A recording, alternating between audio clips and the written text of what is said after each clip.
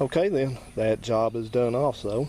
So I'll tell you how I did this. You're really supposed to use a different tool than I used, but I don't have the different tool, so I had to use what I got. And so what I did is I got this thing in position. Basically this is the old one here, but I just went in with it and got it in and just started. I used 2 hammers.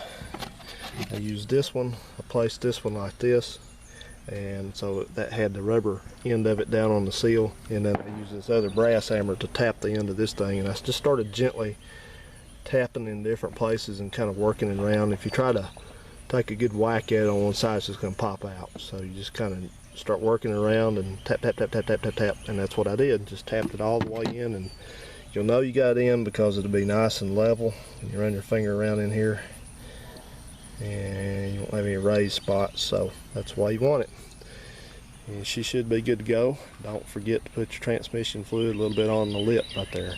You're also going to put some on the converter when you put the converter in.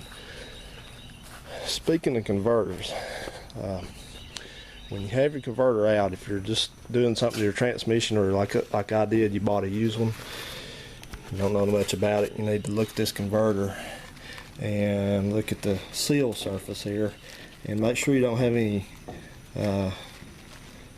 grooves worn in it, things like that, something that you can feel. This one feels perfect, so it's good to go. But if you got a converter that's got that on it, then you probably, well, you need to at least replace the converter, but you probably got more problems than that, because they only wear out when they got really high mileage or they've been run low on fluid a lot. So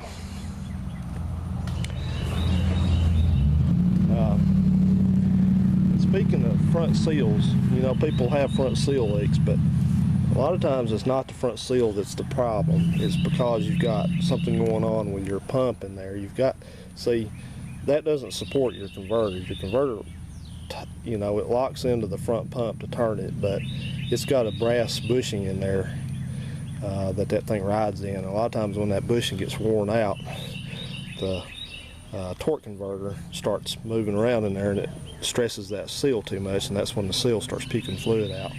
So if you got that going on, you may just be expecting that you're going to have to just replace, you know, more than just the seal. You probably got to rebuild. Be facing a rebuild, so keep that in mind. Sometimes you can put a front seal back in them and they'll last a while, but normally they don't. If they blow one seal out, they're going to blow another one out because they got wear that's somewhere else besides just the seal. So, okay then, so what I'm going to do next is I'm going to do the tail shaft seal. So I have to take my homemade, I actually put that on there to keep the water out of it when I was washing the transmission off, but when I pulled this pan off, it puked some fluid into that thing. So but that one's pretty easy, so I'll show you that coming right up.